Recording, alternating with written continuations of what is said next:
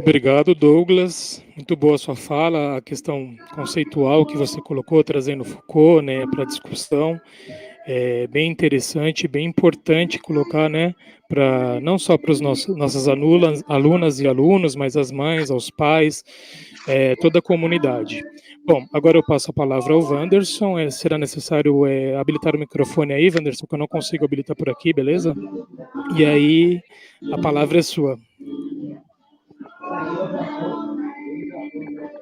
É só habilitar o microfone aí, Wanderson.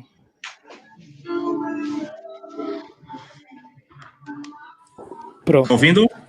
Sim. E agradeço imensamente pelo convite do Eduardo, Fabrício. Agradeço imensamente. Fui aluno de escola pública, me sinto muito honrado por isso. Isso me deu muita força e combustível para estar aqui explicando alguma coisa para vocês, tá? Eu acredito que o conhecimento ele não tem que morrer com a pessoa. O conhecimento ele tem que ser passado de gerações em gerações. Por isso que escolhi o curso de Direito e me formei, estou aqui para passar um pouquinho do meu conhecimento para vocês. Tá bom? Pelas palavras do Dr. Fabrício, trazendo o contexto de racismo desde da nossa colonização. Tá? Então, aproveitando o gancho dele, as palavras dele, eu vou explicar para vossas senhorias a primeira lei, tá? A primeira lei do racismo aqui no nosso território nacional, até as leis atuais do dia de hoje, tá? E também complementando, eu tenho um canal no YouTube chamado Pretos Desvendados, que lá são vídeos rápidos que explicam algumas coisas, né, que eu vou estar explanando aqui para vocês. A diferença de racismo, injúria, onde nós encontramos isso no ordenamento jurídico, ok? Então, vamos lá. Então, eu vou começar com uma historinha de uma dançarina, tá, norte-americana, famosa na época, em 1950, chamada Catherine Durham, tá? Ela veio aqui para o Brasil, né? Os americanos no Brasil já não, na verdade, já tinha sido abolida a escravatura, e ela veio para cá. Ela veio para cá, e ao chegar na hospedagem, no hotel Esplanada, no hotel chamado Esplanada, ela pegou e foi impedida de se hospedar nesse hotel em razão da cor da pele dela. Isso, à época, 1950, causou um grande alvoroço, tá? Esse alvoroço, pô, mas lá no Brasil o racismo já acabou, por que ela não pôde ser hospedada, tal? Um alvoroço, à época.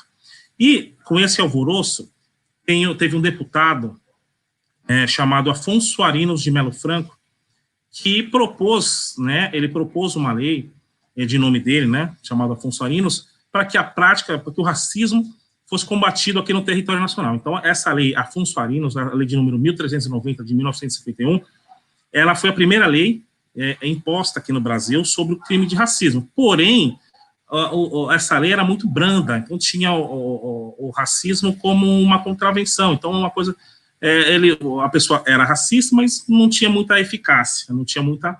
Porém, para a época, as pessoas foram um avanço, né, para a comunidade negra, porque até então não tinha nada.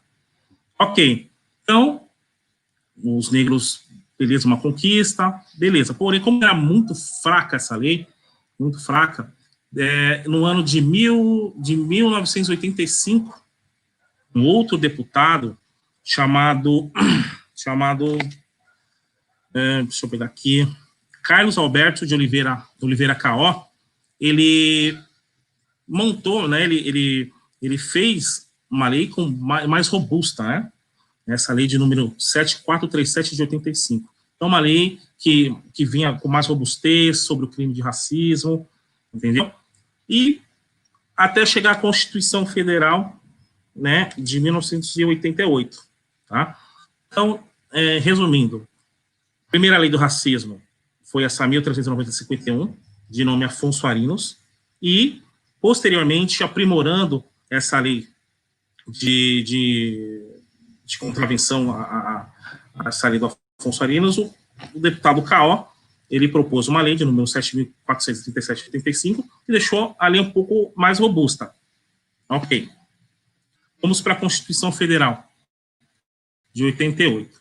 Então, a Constituição Federal de 88, ela colocou no seu artigo 5º, inciso 42, que o crime de racismo, aí sim, é uma coisa robusta, mais forte, no seu artigo 5º, inciso 42, que o crime de racismo é um crime inafiançável e imprescritível, ou seja, a pessoa foi ofendida, passou algum tempo, ela é inafiançável e imprescritível, ok? O que as pessoas hoje, né, elas entendem de racismo? Ah, seu macaco, seu isso e aquilo. Isso não é racismo. O nosso ordenamento jurídico entende que essa prática não é racismo. Essa prática é injúria. Então, é uma injúria racial, prevista no artigo 140, parágrafo 3º do Código Penal Brasileiro. Tá? Mas, e o racismo? Onde que eu encontro isso no ordenamento jurídico? São perguntas que eu fazia na graduação, pois eu tive quase nenhum professor que me explicava. Eu tive que correr um pouquinho atrás, a fundo, para saber onde encontrar isso no ordenamento jurídico. Ok? Então, o que é racismo? É segregação de comportamento. O que é segregação de comportamento? Lá no restaurante, aqui não entra negro. O cara cometeu um racismo. Crime de racismo. Eu não posso... Eu recebi uma promoção funcionário público, mas o meu chefe está me impedindo de ser promovido em razão de eu ser negro, de eu ser preto. Então, isso é crime de racismo. Onde eu encontro isso? Porque a Constituição me diz que o crime de racismo é inafiançável e imprescritível. Ok. Tem uma lei específica no nosso ordenamento jurídico de número 7.716 de 1989, onde elenca, são 22 artigos que elencam qual que é a prática do racismo. Impedir de entrar no elevador, ser impedido de entrar no restaurante. Toda essa prática, esse verbo, impedir, obstar, é racismo. Crime inafiançável e imprescritível, previsto no artigo 5º, inciso 42 da nossa Magna Carta. Isso é racismo. Ah, mas o cara me passei na rua, o cara me chamou de macaco. O que é isso?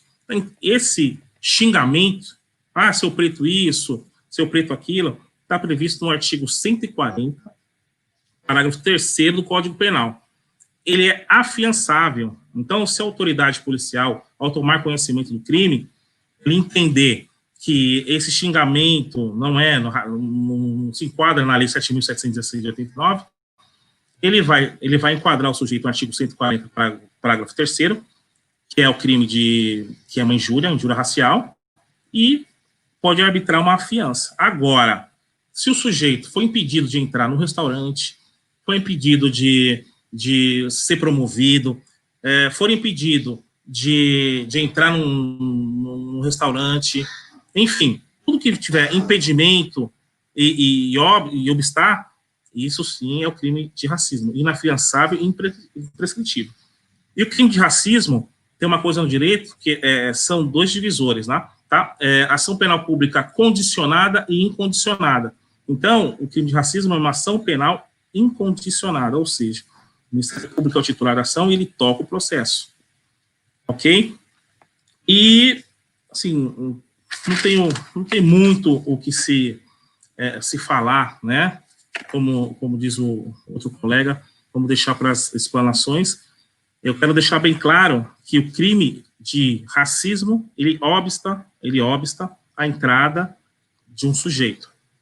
O crime de injúria é o xingamento direto para a pessoa. Por mais que o cara não te conheça, seu isso, seu aquilo, injúria. Ok?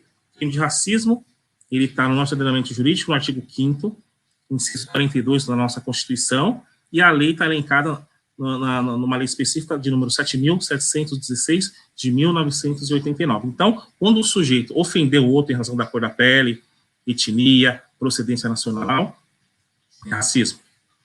Quando o sujeito xingar a pessoa diretamente, é injúria. Tá? E, por fim, é isso. Não tenho muito... Vamos para os debates. Tá? Eu quis deixar bem claro qual que é a diferença de injúria, de injúria e racismo, porque nossos meios, nossos meios televisivos, eles colocam tudo no mesmo balaio, quando não é. Pô, mas é injusto, o outro ofendeu e não é racismo, é injúria. Entendeu? Então, eu quero deixar bem claro qual a diferença de racismo e injúria. Ok? Então, vamos para os debates. Isso que é uma explanação muito rápida, tá? Porque é o que mais acontece em nosso cotidiano. O macaco, fulano, isso, aquilo. Então, a distinção de ambos é essa. Ok? Tá bom, Eduardo?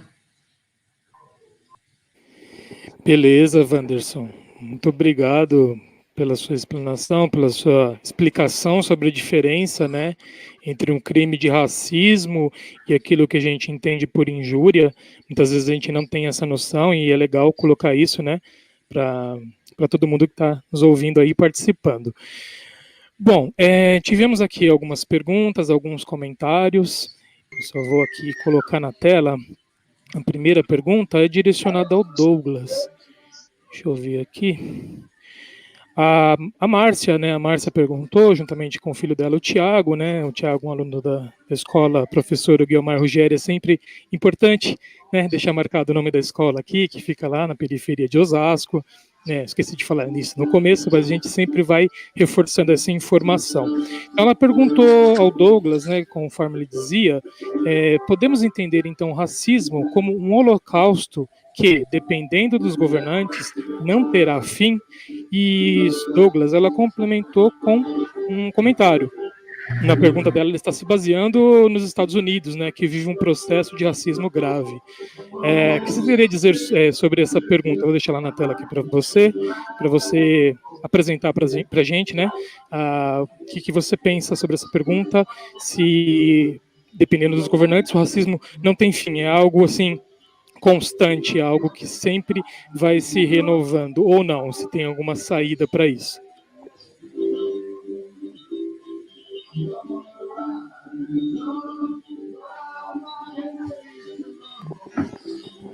Acho que o Douglas me ouviu? Tem que liberar o microfone, Douglas.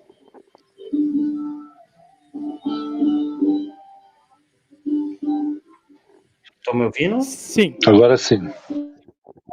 Tá, desculpem. Grato pela pergunta, Márcia e Thiago, né? O que eu tentei apresentar é uma história, né, de produção de racismo e violência e guerra, né? Mas cabe a nós mudar